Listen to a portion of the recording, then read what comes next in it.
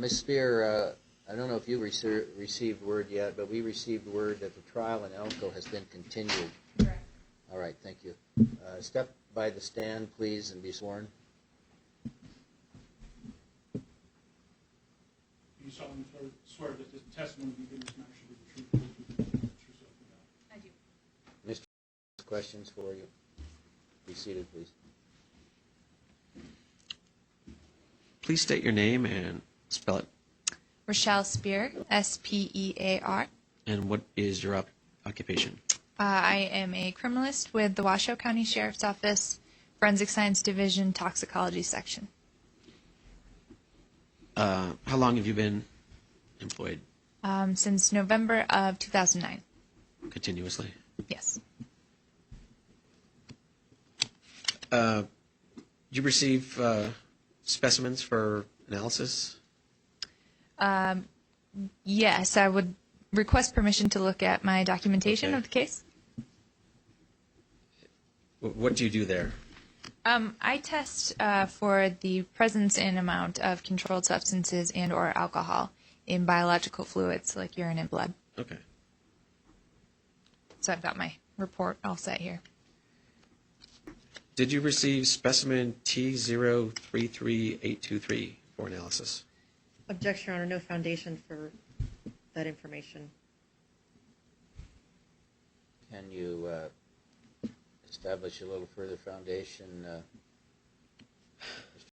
Again, it's a matter of tying it up to this incident, as well as establishing a proper technical foundation. Did you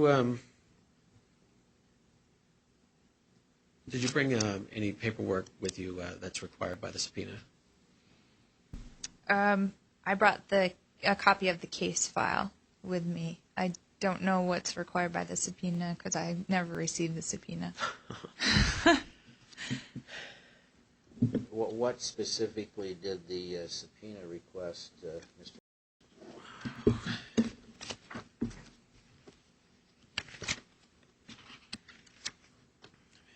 I got that.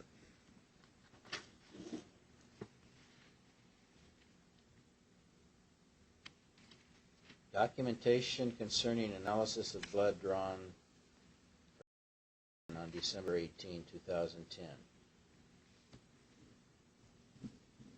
What would you consider such documentation to be, Ms. Spears? Well, I have in front of me a copy of my results, a copy of my declaration, a copy of the arresting officer's submitting sheet asking for analysis. What I wouldn't have is the supporting data from the alcohol and blood runs, such as calibrations and things like that. But I do have the subject-specific results with me. All right. Show those to Mr.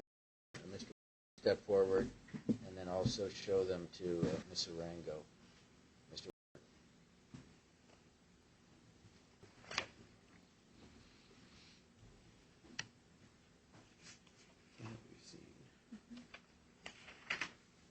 You can look at them first. Okay. You can take a minute or two to look at them, Mr. Warren, if you want.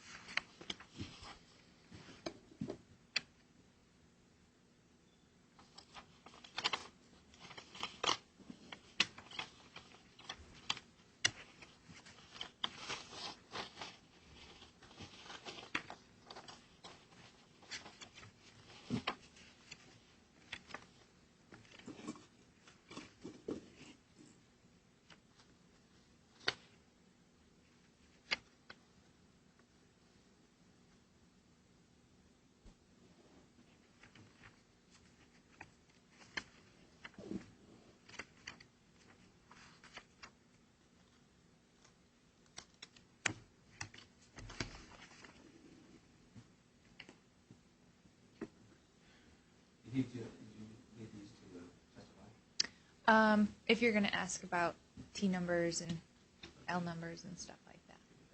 Thank you.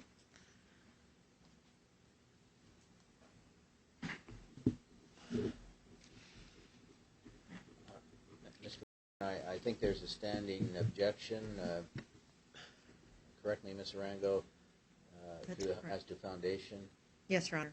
And I don't know if we ruled on it or not. I think. Pardon me? I believe there was a ruling, and I think at this point we were waiting for Mr. to proceed. Okay. I think I sustained the objection as to further foundation. Mr. Can you continue without getting into the substance of the document to establish what the document is and its validity and relevance to the incident in question? You understand the difference? One is establishing, so to speak, the value of the document, and the other, to the case, relevance, so forth. And the other is what's actually in the document. That's the difference. Did you receive a blood sample for testing? Yes. From who did you receive that? Well, I'm going to refer to my chain of custody for this. Your Honor, I'm going to object. The question actually doesn't even relate. It doesn't have any specificity other than asking a criminalist in the toxicologist section if she has received a blood sample, which I'm sure in the course of her employment she receives thousands of those. But restate the question. Did you Or receive rephrase it, whichever you choose to do. a blood sample from a Sparks police officer on or about December 18th or 19th, 2010? Well, why don't you just go ahead and ask her if she received a blood sample purporting to be from you? Did you receive a blood sample with my name? Your Honor, I'm going to object. That's hearsay, and there's also a lack of foundation being provided. This witness never comes into contact with the defendant. She only comes into contact with blood, and that's the crux of the foundational problem is that he needs to establish that the blood that is tested came from his arm. I don't believe this witness can do it. Well, you may be right. I don't know under all of the conditions under which she receives a specified sample. So I'm going to overrule the objection, allow her to answer to that extent. And then we may have to tie it up further, Mr. Warren. With what identification do you receive a blood sample, Ms. Spears? Okay. Well, I think if I may just explain the process of how we receive blood samples. Go ahead. What occurred in this case, according to the chain of custody here, is that this specimen, blood specimen. I'm going to object. Generally speaking, I'm fine with the witness explaining that, but not with regard to this case because this is not in evidence yet. What's not in evidence? Anything with regard to who did what and what was submitted or provided or collected. What's the problem with her explaining the process she follows, unrelated to this case or any specific case? But that is not my. I have no problem with that. I can make it general. General. Okay. So I thought I heard an objection. But because she was starting to be specific as to this case. Oh, all right. I guess I didn't realize how specific she was intending to be, but I thought you were just going to explain the process in general. But yeah, I was just going to include where this case was coming from. Well, let's treat the first matter first, and that is how you would generally do this. Okay. So in very general terms, a specimen will come by a variety of different avenues, mail, courier, Washoe County breath room, into our evidence section. And there information from the arresting officer and from the arresting officer's submittal sheet is entered into our computer system. The subject's name, the arresting agency, the case number, etc. At that time, a laboratory number is given to the submission, which is usually comprised of 2 blood tubes. The submission is then sent to the toxicology section, where it is further logged in to our toxicology computer system, and information such as the officer's name, what testing is requested, is entered. At that time, each blood tube is given what we call a specimen number. It starts with an S, and that's a unique identifier. And at that time, specimens are put into locked storage, and then once they are taken out for analysis, which is where I come in, the analysis is performed, everything is documented on an electronic chain of custody, and after the analysis is completed, it's returned to locked storage. And prior witness Van Cleve is a step ahead of you, right? Correct. She draws the blood and I test it. All right. All right. I'm trying to facilitate this and involving myself more than I ordinarily would, but with those questions answered, can you ask some more foundational questions, please? Did you receive a blood sample for testing purported to be from? Objection, Your Honor. That's hearsay. I'm going to overrule until we see exactly where this is going. Can you answer the question, Ms. Spears? Yes. No, just answer. It's a yes or no. Well, I performed the analysis on it. I did not receive it in the technical sense.